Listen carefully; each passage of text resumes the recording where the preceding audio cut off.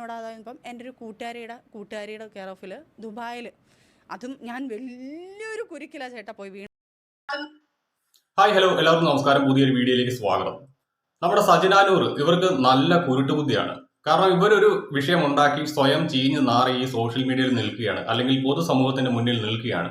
അങ്ങനെ നിൽക്കുന്ന ഒരു സാഹചര്യത്തിൽ സ്വയം അതിൽ നിന്ന് രക്ഷപ്പെടാൻ ശ്രമിക്കാതെ കൂടുതൽ ആളുകളെ ഈ ഒരു ലൂപ്പിന്റെ ഭാഗമാക്കി കൊണ്ടുവന്നിട്ട് അവരെ സമൂഹത്തിന് മുന്നിൽ നാറ്റിക്കുക എന്നൊരു ലക്ഷ്യവുമായിട്ടാണ് ഇപ്പോൾ ഇവർ ഇറങ്ങി തിരിച്ചിരിക്കുന്നത്. അതിന്റെ ഭാഗമായിട്ട് ദിയാസന, രേണുസുതി തുടങ്ങിയ ആളുകൾക്കെതിരെ ആരോപണങ്ങൾ ഉന്നയിക്കുന്നുണ്ട്. ഇതിനകത്ത് രേണുസുതിയോട് എനിക്ക് പറയാനുള്ളത്, കർമ്മ അതാണ് നിങ്ങൾ ഇപ്പോൾ വേട്ടയാടുന്നത്.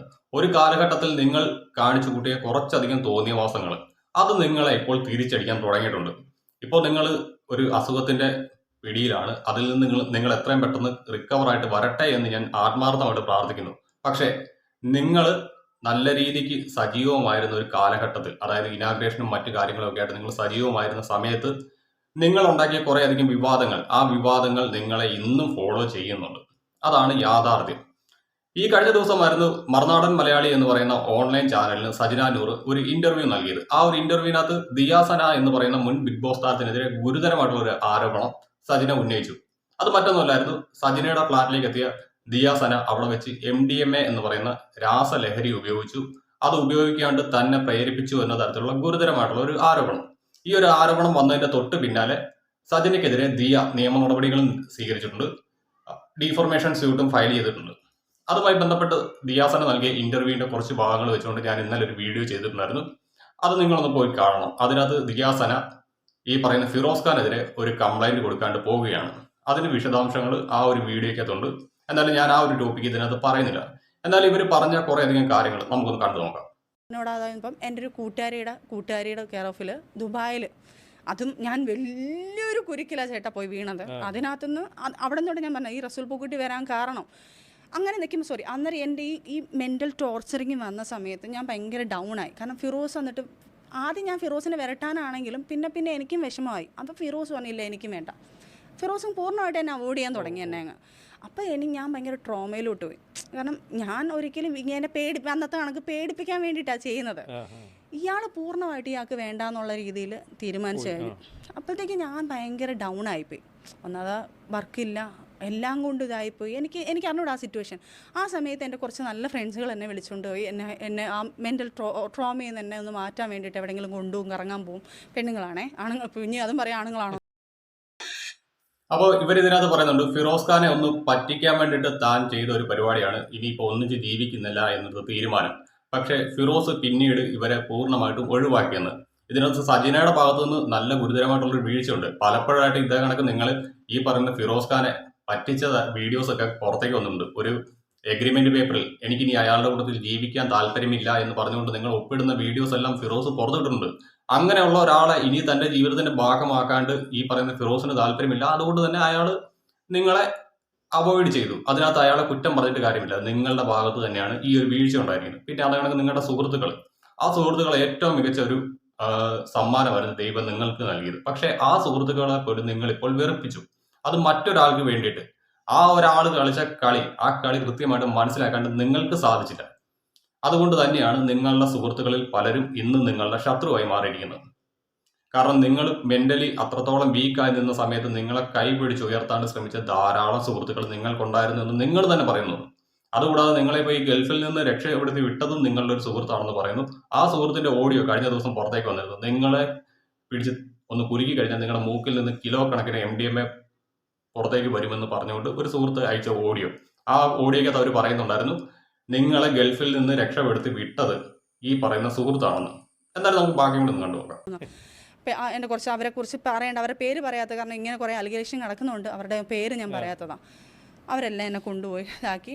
അപ്പോൾ അങ്ങനെ പുള്ളിക്കാരിയുടെ ഒരു വർക്കിന്, റസൂൽ പൂക്കുട്ടിയുടെ പുള്ളിയുടെ ഒരു പ്രോഗ്രാമിന് നമ്മൾ പോവുകയാണ്, ഒരു റെക്കോർഡിങ്ങിന് പോവുക. അവിടെ പോയ സമയത്താണ് ആദ്യമായിട്ട് ഞാൻ റസൂൽ ഖാനെ കാണുന്നത്. ഞങ്ങൾ പിരിഞ്ഞിട്ടുണ്ട്. പിരിഞ്ഞ് കഴിഞ്ഞതിന് ശേഷമാണ് ഈ സംഭവം. ആ സമയത്ത് ഡിവോഴ്സ് ആയിട്ടില്ല, പക്ഷേ ഡിവോഴ്സ് നടക്കുന്നേ ഉള്ളൂ. ഡിവോഴ്സ് തരാന്നുള്ള രീതിയിൽ മൂവി നടക്കുന്നേ ഉള്ളൂ. കേസ് മൂവ് ചെയ്ത് എനിക്ക് ഇതിനെക്കുറിച്ചൊന്നും എനിക്ക് അറിയത്തില്ല. പുള്ളി ചെയ്യാം എന്ന് പറയും, മ്യൂച്വലായിട്ടായതുകൊണ്ട് ഏതെങ്കിലും വക്കീലിനെ കാണാമെന്ന് പറയും. പക്ഷേ വക്കീലിനെ കാണണമെങ്കിൽ പൈസ കൊടുക്കണ്ടേ കേട്ടോ. എൻ്റെ കയ്യിൽ ആ സാധനവും ഇല്ല. അപ്പൊ ഇതിനകത്ത് ഇവർ പറയുന്നത് ഇവർക്ക് വക്കീലിനെ കാണാൻ ക്യാഷ് ഇല്ല, അല്ലെങ്കിൽ വക്കീലിന് കൊടുക്കാൻ ഫീസ് ഇല്ല എന്നാണ് ഇവർ പറയുന്നത്. എനിക്ക് ഈ ഒരു വീഡിയോ കാണുന്ന സ്ത്രീകളോട് പറയാനുള്ളത്, നിങ്ങൾക്ക്, അതായത് പ്രത്യേകിച്ച് സ്ത്രീകൾക്കും വികലാംഗരായിട്ടുള്ള ആളുകൾക്കും ഒരു വക്കീലിനെ വേണമെങ്കിൽ അതിന് ക്യാഷ് കൊടുക്കേണ്ട ആവശ്യമില്ല. ഒരു കേസ് ഫയൽ ചെയ്യാണ്ട് കെൽസ അഥവാ കേരള ലീഗൽ സർവീസ് അതോറിറ്റി എന്ന് പറയുന്ന ഒരു സംവിധാനമുണ്ട്. ആ ഒരു സംവിധാനത്തിന്റെ കീഴിൽ നിങ്ങൾക്ക് സൗജന്യമായിട്ട് അഡ്വക്കേറ്റിനെ കിട്ടും, അതേപോലെ തന്നെ നിയമസഹായങ്ങളും ലഭിക്കും.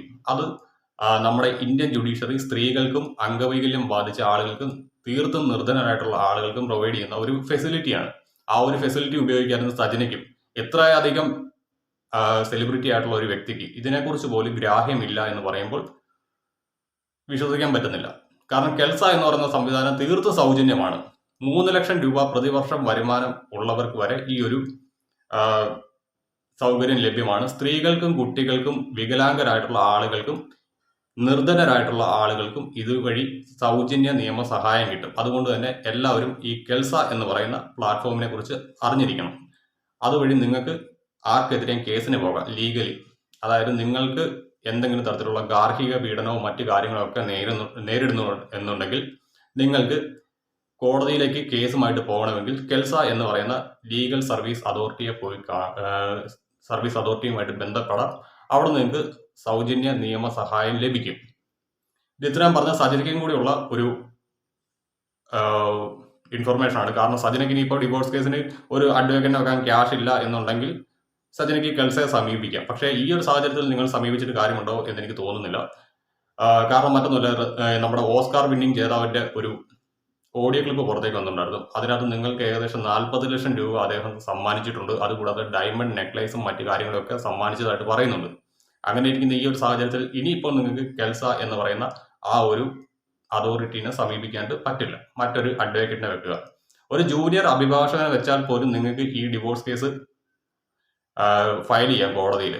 അതിന് വലിയ ചെലവ് വരത്തില്ല. സമയത്ത് ഒരു ഗോൾഡ് പോലും ഇല്ല. കാരണം എല്ലാം കൂടെ അടുത്ത് വീടിന് വേണ്ടി ചിലവാക്കിയെന്ന് പറഞ്ഞാൽ എല്ലാം കിട്ടിയ പൈസ എല്ലാം കൊണ്ടുപോയേക്കും ഇയാൾ. എൻ്റെ കയ്യിൽ 1 രൂപ പോലും ഇല്ല. 100 രൂപ വേണമെങ്കിൽ എൻ്റെ സിസ്റ്ററിൻ്റെ അടുത്ത് ചോദിക്കേണ്ട അവസ്ഥയാണ്. അങ്ങനെ ലാസ്റ്റ് ഇവരെന്നെ ഇതാക്കിയിട്ട് വർക്കും ഇല്ല, ഭയങ്കര ട്രോമയിലും. ഇപ്പോൾ ഇവളെ കൊണ്ടുപോകുന്നത് എന്തിനാണെന്നറിയോ? ഏതെങ്കിലും വർക്ക് കാണുവാണെങ്കിൽ ഏതെങ്കിലും ഡയറക്ടർമാർ ഏതെങ്കിലും കണ്ട വർക്കിന് കിട്ടട്ടെ എന്നുള്ള രീതിയിലാണ്. അങ്ങനെ പുള്ളിയുടെ വർക്കിന് എൻ്റെ ആവശ്യത്തിനല്ല, പുള്ളിക്കാരിയുടെ ഒരു റെക്കോർഡിങ്ങിന് വേണ്ടി നമ്മൾ പോയപ്പോഴത്തേക്ക് പുള്ളിക്കാരനെ ആദ്യമായിട്ട് കാണുന്നു. അപ്പം പുള്ളിക്കാരി എന്നെ ഇൻട്രൊഡ്യൂസ് ചെയ്യുന്നു. സാർ ഇങ്ങനെയാണ്, പുള്ളിക്കാരി ആക്ട്രസ് ആണ്, എന്തെങ്കിലും വർക്ക് ഉണ്ടെങ്കിൽ പറയണേ, നമ്മൾ ഈ മൂവിക്കകത്ത് എന്തെങ്കിലും ഉണ്ടെങ്കിൽ പറയണേ, ഒറ്റ എന്ന് പറഞ്ഞ മൂവി നടക്കുക, എന്തെങ്കിലും ഉണ്ടെങ്കിൽ പറയണേന്ന് പറഞ്ഞു. സാർ വന്ന് നോക്കിയപ്പോൾ ശരി എന്നൊക്കെ പറഞ്ഞു. അവിടെ നിന്ന് നമ്മൾ പോയി. അന്നും എനിക്ക് കോൺടാക്ട് നമ്പറോ അയാളുടെ ഒന്നുമില്ല. ഓക്കെ സാർ, ഞാൻ ഭയങ്കര ബഹുമാനിച്ച് തന്നെ സംസാരിച്ച് നമ്മൾ അവിടെ നിന്ന് പിരിഞ്ഞ് കഴിഞ്ഞ് ഇവർ ഭയങ്കര നല്ല ഫ്രണ്ട്സാണ്, ഈ പുള്ളിക്കാരനൊക്കെ ആയിട്ട്. അപ്പം എൻ്റെ അടുത്ത് വന്നിട്ടൊരു അങ്ങനെ അത് കഴിഞ്ഞിട്ട് ഞാൻ ഇവിടുന്ന് ദുബായിൽ നമ്മളൊരു ഫ്രണ്ട് വഴി ഞാൻ പോവുകയാണ്. ദുബായിൽ ജോലിയല്ല, കൊളാബ്. ഞാനിപ്പം ആ ബിഗ് ബോസിൽ നിന്ന് ഇറങ്ങിയതല്ലേ ഉള്ളൂ. അപ്പോൾ കൊളാബ് വർക്ക് ആ സമയത്ത് ഷോപ്പ് വിസിറ്റ് എന്നെല്ലാം പറഞ്ഞുകൊണ്ട് കുറേ നല്ല വർക്കുകൾ കിട്ടുമെന്ന് പറഞ്ഞുകൊണ്ട് എൻ്റെ ദുബായിലൊരു ഫ്രണ്ടിൻ്റെ ഫ്രണ്ടാണ്. പുള്ളിക്കാരെ വിശ്വസിച്ച് ഞാൻ ഇവിടെ നിന്നുള്ള പൈസയും കടം മേടിച്ച് അവിടെ നിന്ന് ഇവിടെ നിന്നെല്ലാം കടം മേടിച്ചിട്ടാണ് ഞാൻ ഇവിടെ നിന്ന് പോകുന്നത്. 30,000 35,000 ഒന്നും ഉണ്ടായിട്ടുണ്ടായിരുന്നു. അതും മേടിച്ചുകൊണ്ടാണ് ഞാൻ നേരെ ദുബായി കയറി പോകുന്നത്. ദുബായി കയറിപ്പോയിട്ട് അവിടെ ഈ പറഞ്ഞ ഇതിനകത്ത് ഒരു കാര്യം എനിക്ക് പറയാനുണ്ട്. നമ്മുടെ കേരളത്തിലെ സെലിബ്രിറ്റീസിനെയും മോഡൽസിനെയും ഫോക്കസ് ചെയ്തുകൊണ്ട് അല്ലെങ്കിൽ അവരെ ട്രാപ്പ് ചെയ്യാൻ വേണ്ടിയിട്ട് ദുബായിലും മറ്റ് ഗൾഫ് രാജ്യങ്ങളിലൊക്കെ ഒരു നെക്സസ് വർക്ക് ചെയ്യുന്നുണ്ട്. നമ്മൾ ഈ അടുത്ത് പോലും കേട്ടതാണ്, മോഡലിങ്ങിന്റെ മറവിൽ പെൺകുട്ടികളെ ഗൾഫ് രാജ്യങ്ങളിലേക്ക് എത്തിച്ച് കൂട്ട ബലാത്സംഗം നടത്തുക എന്ന വാർത്തയെല്ലാം നമ്മൾ കണ്ടതാണ്. ഇതിനകത്തൊന്നും കൃത്യമായിട്ടുള്ള അന്വേഷണം നമ്മുടെ നോർക്ക പോലുള്ള സംവിധാനങ്ങൾ നടത്തുന്നില്ല. അതുകൊണ്ട് തന്നെ ഈ ഒരു മാഫിയ നമ്മുടെ സ്ത്രീകൾക്ക് അത്രത്തോളം ഭീഷണിയായിട്ട് മാറുകയാണ് GCC രാജ്യങ്ങളിൽ. ഇതിനകത്ത് കൃത്യമായിട്ടുള്ള അന്വേഷണവും മറ്റു കാര്യങ്ങളും നടത്തി ഈ നെക്സസിന്റെ ഭാഗമായിട്ടുള്ള ആളുകളെ അറസ്റ്റ് ചെയ്തില്ലെങ്കിൽ ഇനിയും പല പെൺകുട്ടികളും ചൂഷണത്തിന് വിധേയരാകും. ഈ ഒരു വിഷയത്തിലെങ്കിലും കൃത്യമായിട്ടുള്ള ഒരു അന്വേഷണം നടത്തണം. കാരണം നിങ്ങളുടെ മുന്നിലേക്ക് വരുന്ന ഒരു എവിഡൻസും വെച്ച് നിങ്ങൾ ആരും തന്നെ ഒരു അന്വേഷണം നടത്തുന്നില്ല. അതുകൊണ്ട് തന്നെ ക്രിമിനൽ സംഘങ്ങൾക്ക് അഴിഞ്ഞാടാനുള്ള ഒരു കേദാര ഭൂമിയായിട്ട് നമ്മുടെ കേരളം മാറുകയാണ്. കൊളാവെന്ന് പറഞ്ഞിട്ട് ചേട്ടാ, ശരിക്കും പറഞ്ഞാൽ രേണുസുതിയെ പോലെ എനിക്ക് പറയാതിരിക്കാൻ വയ്യ. രേണുസുതിയെ പോലെ ഞാൻ ബാറുകളിൽ പോയിരിക്കുക. എനിക്ക് ഈ ലോകം അറിയത്തില്ല. ആദ്യമായിട്ടാണ് ഞാൻ വിദേശത്ത് പോകുന്നത്. എനിക്ക് ഫ്ലൈറ്റ് ഇരുന്നിട്ടില്ല ഞാൻ ഇന്ന് വരെ. ബാറിലോട്ടാണോ കൊണ്ടുപോകുന്നത്? അല്ല, പറയട്ടെ, ഞാൻ ആദ്യമായിട്ടാണ് ഫ്ലൈറ്റിൽ ഇരിക്കുന്നത്. ഞാൻ ഇന്ന് വരെ ദുബായ് എന്ന് പറഞ്ഞ സാധനം കണ്ടിട്ടുമില്ല. ഫ്ലൈറ്റിൽ പോലും ഞാൻ കയറിയിട്ടില്ല. ഫ്ലൈറ്റിൽ ഞാൻ കയറിയിട്ടുണ്ട്. നമ്മൾ സൂപ്പർ ജോഡി എന്ന് പറഞ്ഞ് ഇതിനകത്ത് ഇവർ പറയുന്നുണ്ട് ഇവർ ആദ്യമായിട്ടാണ് ദുബായിൽ പോകുന്നത്. അന്നേരത്തേക്ക് ഈ ഒരു ആങ്കർ ചോദിക്കുന്നുണ്ട് നേരെ ബാറിലേക്കാണോ കൊണ്ടുവരുന്നത്. അണ്ണൻ തഗ്ഗ കേട്ടോ, പറയാതിരിക്കാൻ പറ്റത്തില്ല. ഇതിനകത്ത് ഇവരുടെയൊക്കെ ഭാഗത്തു നിന്നുണ്ടാകുന്ന വീഴ്ച അത് ഏറ്റവും വലിയ ഗുരുതരമായിട്ടുള്ളതാണ്. ഈ സെലിബ്രിറ്റീസിന് ആരെങ്കിലും എന്തെങ്കിലും ഒരു പ്രോഗ്രാം ഉണ്ട് എന്ന് പറഞ്ഞ് വിളിക്കുമ്പോഴത്തേക്ക് ഈ പ്രോഗ്രാം ഇവർക്ക് കണ്ടക്ട് ചെയ്ത് കൊടുക്കുന്ന ആ ആളുടെ ബാക്ക് ഹിസ്റ്ററി അതൊക്കെ ഒന്ന് അന്വേഷിച്ചിട്ട് വേണം ഗൾഫ് രാജ്യങ്ങളിലേക്കും മറ്റൊക്കെ പോകാണ്ട്. ഇല്ലെങ്കിൽ അവിടെ ചെന്ന് അടപടലം പെടും. പ്രത്യേകിച്ച് സ്ത്രീകൾ ഇതൊന്നും അന്വേഷിക്കാതെ ആരെങ്കിലും പണം ഓഫർ ചെയ്ത ഉടനെ അങ്ങോട്ടേക്ക് ഓടിച്ചെന്ന് നല്ല ഊരാക്കുടിയിലേക്ക് ചെന്ന് പെട്ട് കഴിഞ്ഞിട്ട് അവിടെ കടന്ന് കൈയും കാലോട്ട് അടിക്കും. അത് തന്നെയാണ് ആ മോഡലിങ്ങിന്റെ മറവിൽ പെൺകുട്ടികളെ വിദേശത്തേക്ക് കടത്തിയ ആ ഒരു ഇൻസിഡന്റിൽ നിന്ന് സംഭവിച്ചത്. കൃത്യമായിട്ട് ഈ ആളുകളെ കുറിച്ച് അന്വേഷിച്ചിട്ട് ഒന്ന് തിരക്കിയിട്ട് നിങ്ങൾ പോയിരുന്നെങ്കിൽ കുഴപ്പമില്ലായിരുന്നു. ഈ മോഡലിങ്ങിന്റെ മറവിൽ പെൺകുട്ടികളെ ഗൾഫിലേക്ക് എത്തിച്ച് കൂട്ടബലാത്സംഗത്തിന് ഇരയാക്കിയ ആ കേസിലെ പ്രതിയായിട്ടുള്ള ആ പെൺകുട്ടി 21-കാരി, അവൾ ഈ നാട്ടിലെ നമ്പർ 1 ക്രിമിനലുകളുടെ കൂട്ടുകാരി. അങ്ങനെയുള്ള ഒരുത്തി കണ്ടക്ട് ചെയ്യുന്ന ഒരു ഫാഷൻ ഷോയിലേക്കാണ് ഇവിടുന്ന് ഒരു മടിയും കൂടാതെ നമ്മുടെ നാട്ടിലുള്ള പെൺകുട്ടികൾ പോയതും അവിടെ ചെന്ന് ട്രാപ്പിൽ പെട്ടതും. നിങ്ങളൊക്കെ കുറെ കാര്യങ്ങളൊക്കെ ഒന്ന് അന്വേഷിച്ച് മനസ്സിലാക്കാൻ ശ്രമിക്കുക. നിങ്ങളെല്ലാവരും അപ്ഡേറ്റ് ആയിട്ടുള്ള ആൾക്കാരാണ്. നിങ്ങൾക്ക് എല്ലാവർക്കും നല്ല കോൺടാക്റ്റുകളുണ്ട്. ആ കോൺടാക്റ്റുകൾ ഉപയോഗിച്ചുകൊണ്ട് നിങ്ങളൊരു പ്രോഗ്രാമിന് ആരെങ്കിലും സമീപിക്കുമ്പോൾ ആ ആളിന്റെ ബാക്ക് ഹിസ്റ്ററി ഒന്ന് ചെക്ക് ചെയ്ത ശേഷം മാത്രം ഒന്ന് പോകുക. അല്ലെങ്കിൽ ചെന്ന് ഇങ്ങനെയുള്ള ഊരാക്കുടുക്കുകളിലേക്ക് പെടും. ഇന്റർനാഷണൽ ലെവലിലൊന്നും ഞാൻ പോയിട്ടില്ല. ആദ്യമായിട്ട് അവിടെ പോകുന്നു. എനിക്ക് അറിഞ്ഞുകൂടാ അവിടുത്തെ ലാംഗ്വേജ്. ഇവർ അപ്പോൾ ഈ കുറച്ച് മലയാളീസ് ഈ പുള്ളിക്കാരി എല്ലാം അവിടെ നിൽക്കുന്നുണ്ട്. പുള്ളിക്കാരി എൻ്റെ അടുത്ത് പറഞ്ഞു കുഞ്ഞു കുഞ്ഞു ബാറിൽ പോയി ഗസ്റ്റായിട്ട്, മലയാളി ബാറിൽ പോയി ഗസ്റ്റായിട്ട് ഇരുന്ന് കഴിഞ്ഞാൽ അവർക്ക് ഗസ്റ്റ് ആകുമ്പോൾ ഒരു 500 ദിർഹം കിട്ടും. അപ്പം ഞാനോർത്ത് ഓക്കെ 500 ദിർഹം കിട്ടുമല്ലോ. ഈ പോയി നിൽക്കുമ്പോഴത്തേക്ക് ഈ പുള്ളിക്കാരി പറയും 500 ദിർഹം എന്ന് പറഞ്ഞിട്ട് ഈ പുള്ളിക്കാരിയും പൈസ തരത്തില്ല. അത് ഭൂലോക ആയിരുന്നെന്ന് എനിക്കറിയത്തില്ലായിരുന്നു. ഈ പുള്ളിക്കാരിയിൽ ഞാൻ പോയി എത്തുന്നതും റോഷിനി എന്ന് പറഞ്ഞൊരു പുള്ളിക്കാരിയാണ്. പുള്ളിക്കാരിയിൽ എത്തിയിട്ട് ഞാൻ അതിൻ്റെ കാര്യം പറയാൻ കാരണം പുള്ളിക്കാരിയും ഇതിനകത്തൊരു ഘടകമുണ്ട്. ഫിറോസ് ഖാനുമായിട്ട് വേറൊരു സാധനം ഞാൻ പൊക്കിയിട്ടുണ്ടത്. അങ്ങനെ പുള്ളിക്കാരിയായിട്ട് അവിടെ ഞാൻ പോന്നു. അവിടെ ചെന്ന് കഴിഞ്ഞപ്പം എൻ്റെ പോക്ക് ഇതിനകത്തും അവസാനം കൊണ്ടുവെക്കുന്നത് ഫിറോസ് ഖാന്റെ തലയിലേക്കാണ്. ഈ ഫിറോസ് ഖാനെതിരെ ഇവർ ഉന്നയിക്കുന്ന ആരോപണങ്ങൾക്കൊന്നും തന്നെ ഇവർ തെളിവുകൾ ഹാജരാക്കുന്നില്ല. പക്ഷേ ഇവർക്കെതിരെ ഫിറോസ് ഖാൻ ഉന്നയിക്കുന്ന ആരോപണങ്ങൾക്കെല്ലാം വ്യക്തമായിട്ടുള്ള തെളിവുകൾ ഹാജരാക്കിക്കൊണ്ട് ഇവരെ തേച്ചൊട്ടിച്ച് നാറ്റിച്ച് വിടുകയാണ് ഫിറോസ് ഖാൻ ചെയ്യുന്നത്. ഈ രണ്ടുപേരും തമ്മിലുള്ള ചെളിവാരിയറിയിൽ ഞാൻ അത്രത്തോളം പ്രോത്സാഹിപ്പിക്കുന്നില്ല. കാരണം മറ്റൊന്നുമില്ല, നിങ്ങൾക്ക് രണ്ടുപേർക്കും കുട്ടികളുണ്ട്. ആ കുട്ടികളുടെ ഭാവി അവതാളത്തിലായി പോകും എന്ന് മാത്രമേ എനിക്ക് ഈ വിഷയത്തിൽ പറയാനുള്ളൂ. എന്തോ എനിക്ക് അറിഞ്ഞൂടാ. അവിടെ ഉള്ള കുറച്ച് നല്ല മനുഷ്യർ ആ പുള്ളിക്കാരിയെ വിളിച്ചിട്ട് പറയുന്നു അയ്യോ ഇവളെ ഇങ്ങനെ ആ കൊച്ചു അബദ്ധവശാത്തിൽ വന്ന് വീണേന്ന് തോന്നുന്നു. കാരണം എന്നെ കാണുമ്പം ഞാൻ ശരിക്കും ഇതിനുള്ള വാർക്കിന് വേണ്ടി വന്ന ആളല്ല എന്നുള്ളത് കാണുമ്പോൾ അറിയാം. എനിക്ക് ഈ ലോകപരിചയമൊന്നും ഇല്ല എന്നുള്ളത് അറിയാം. എൻ്റെ ഫോട്ടോ വെച്ചിട്ട് ചേട്ടാ ഇപ്പോഴും ദുബായിൽ എന്നെ ഇത്ര രൂപയ്ക്ക് വെച്ച് കിട്ടും എന്നുള്ള രീതിയിൽ എൻ്റെ ഫോട്ടോ വെച്ച് അവിടെ പ്രചരിപ്പിച്ചു തുടങ്ങി. ഇവള് ബിസിനസ് ചെയ്യുവാണ്, എന്നെ കൊണ്ടുവച്ചിട്ട് ഇവളാണ് ബിസിനസ് ചെയ്യുന്നത്, എത്ര രൂപയ്ക്ക് എന്നെ കിട്ടും. എനിക്ക് ഇതിനകത്ത് ഈ സജിനോട് ചോദിക്കാനുള്ളത്, നിങ്ങളുടെ ഫോട്ടോ യൂസ് ചെയ്ത് നിങ്ങളെ ഇപ്പോഴും കിട്ടുമെന്ന് പറഞ്ഞുകൊണ്ട് അവരവിടെ ക്ലയൻസിനെ ഹയർ ചെയ്യുന്നു എന്ന് നിങ്ങൾ പറയുന്നുണ്ട്, അതായത് കസ്റ്റമേഴ്സിനെ പിടിക്കുന്നു എന്ന് നിങ്ങൾ പറയുമ്പോഴത്തേക്കും നിങ്ങൾ എന്തുകൊണ്ട് ഈ ഒരു വ്യക്തിക്കെതിരെ നോർക്ക മുഖാന്തരം ഒരു പരാതി നൽകുന്നില്ല? അങ്ങനെ പരാതി നൽകുകയാണെങ്കിൽ ആ നിമിഷം അവരെ അവിടെ അറസ്റ്റ് ചെയ്യും, അവിടെ നിന്ന് നാട് കടത്തും. അതിനുശേഷം അവർ ഇന്ത്യയിലേക്ക് എത്തിക്കഴിഞ്ഞാൽ അവർക്കെതിരെ ഇവിടെ നിയമ നടപടി എടുക്കാം. എന്തുകൊണ്ട് നിങ്ങൾ ചെയ്യുന്നില്ല? നിങ്ങളെ ബാക്കപ്പ് ചെയ്യുന്ന നിങ്ങളുടെ ആ ഗോഡ് ഫാദർ, അദ്ദേഹത്തിന് പൊളിറ്റിക്കലായിട്ട് നല്ല ഹോൾഡ് ഉണ്ട്. അത് കേരളത്തിലാണെങ്കിലും ശരി, ഇന്ത്യയിൽ എവിടെ ചെന്നാലും അദ്ദേഹത്തിന് പൊളിറ്റിക്കലായിട്ട് നല്ല പിടിപാടുള്ള ഒരു വ്യക്തിയാണ് നിങ്ങളുടെ ഇപ്പോഴത്തെ പ്രൊട്ടക്ടർ. ആ പറയുന്ന പ്രൊട്ടക്ടറെ കൊണ്ട് നിങ്ങൾ എന്തുകൊണ്ട് ഇവർക്കെതിരെ ഒരു നടപടി സ്വീകരിക്കാനുള്ള കാര്യങ്ങൾ ചെയ്യുന്നില്ല?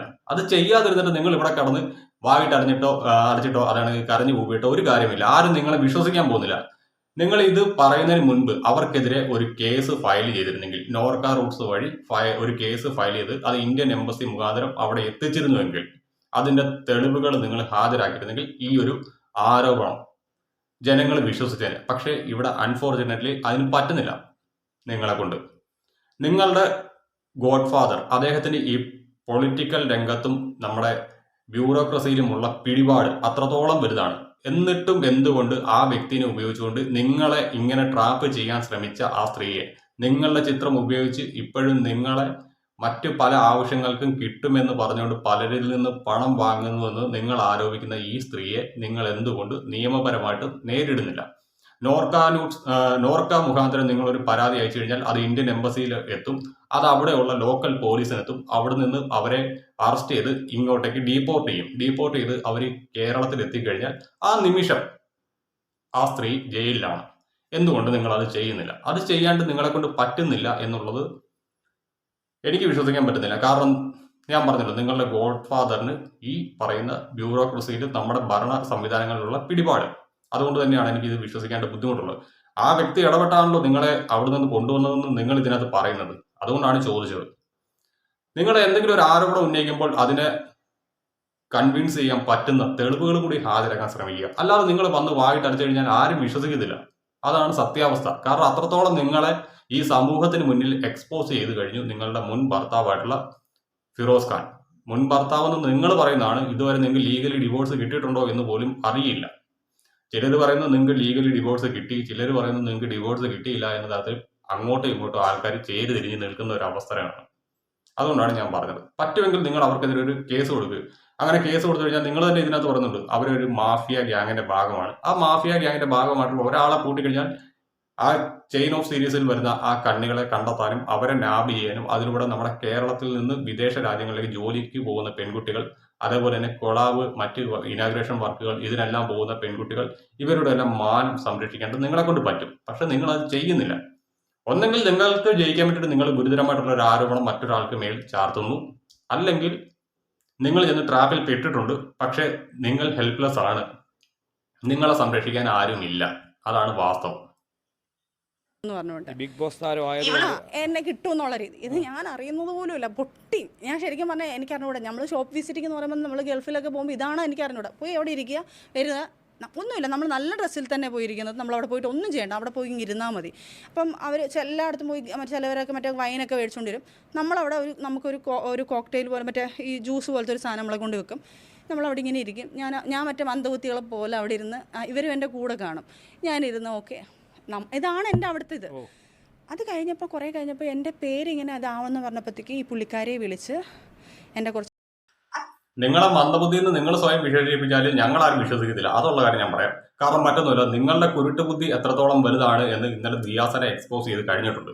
കാരണം ദിയാസനയുടെ ആ ഇന്റർവ്യൂവിനകത്ത് കുറേ അധികം പ്രസക്ത ഭാഗങ്ങളായിട്ടുള്ള ഓഡിയോസ് പുറത്തേക്ക് ഇട്ടുണ്ടായിരുന്നു. അതിനകത്ത് ആ ഓസ്കാർ അവാർഡ് ജേതാവിന്റെ ഓഡിയോയും ഉണ്ടായിരുന്നു. അത് കണക്ക് നിങ്ങളുടെ കുറച്ച് ഓഡിയോസും ഉണ്ടായിരുന്നു. അങ്ങനെ കുറേ അധികം കാര്യങ്ങളൊക്കെ പുറത്തേക്ക് വന്നിട്ടുണ്ട്.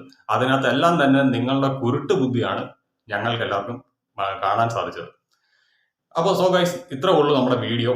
എനിക്ക് രേണുസുതിയോട് ഇപ്പോൾ പറയാനുള്ളത്, നിങ്ങൾക്കൊരു അസുഖമുണ്ട്, ആ അസുഖത്തിൽ നിന്ന് നിങ്ങൾ റിക്കവറായി വരട്ടെ, അതിനു വേണ്ടിയിട്ട് ഞാൻ പ്രാർത്ഥിക്കുന്നു. പക്ഷേ നിങ്ങൾ മുൻകാലങ്ങളിൽ ചെയ്തിരുന്ന കുറേ അധികം തോന്നിയവാസങ്ങൾ, അതായത് നിങ്ങൾ അഹങ്കാരത്തോടു കൂടി കാണിച്ചു കൂട്ടിയ കുറേ അധികം വിഷയങ്ങൾ, ആ വിഷയങ്ങൾ ഓൾറെഡി നമ്മുടെ സോഷ്യൽ മീഡിയയിൽ സജീവമായിട്ട് ഇന്നും കോൺട്രവേഴ്സി ആയിട്ട് നിലനിൽക്കുന്നുണ്ട്.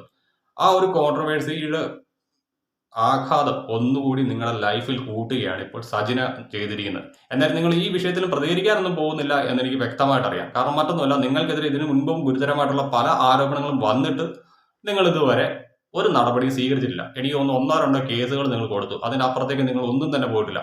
നിങ്ങൾക്ക് ഡീഫോർമേഷൻ കേസ് കൊടുക്കാൻ പറ്റിയ സാഹചര്യം പോലും വന്നിട്ട് പോലും നിങ്ങൾ അതിനകത്ത് മൗനം പാലിച്ചിരുന്നു. അതുകൊണ്ട് തന്നെ നിങ്ങൾ ചാഞ്ഞു കിടക്കുന്ന മരമാണ്. ആർക്ക് വേണമെങ്കിലും കയറാം, ആ ചില്ല ഓടിക്കാം. ആ ഒരു അവസ്ഥയിലേക്ക് കാര്യങ്ങൾ പോവുകയാണ്. അപ്പോൾ ബൈ.